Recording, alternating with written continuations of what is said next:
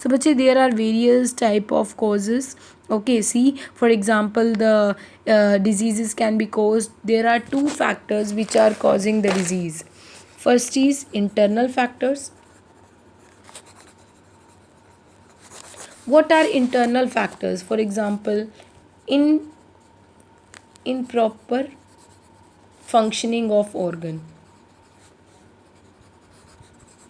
If any organ is not working properly, that is the internal factor due to which the person is getting disease.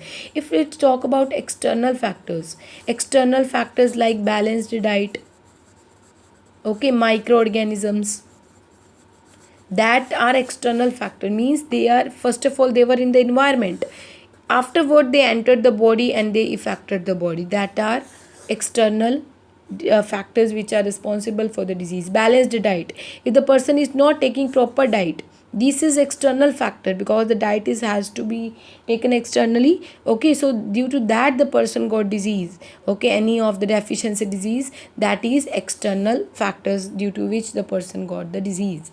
Okay, now there the disease can be airborne, it can be waterborne, it can be formite borne, it can be vector borne. Airborne diseases, so diseases which spread by the means of air like common cold.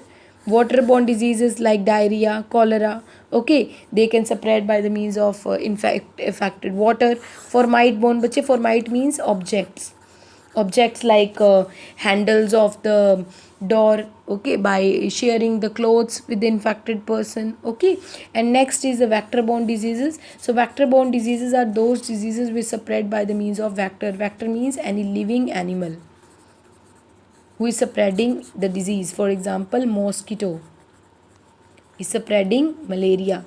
So I have already told you in the previous one that malaria is a vector borne disease. Here the vector is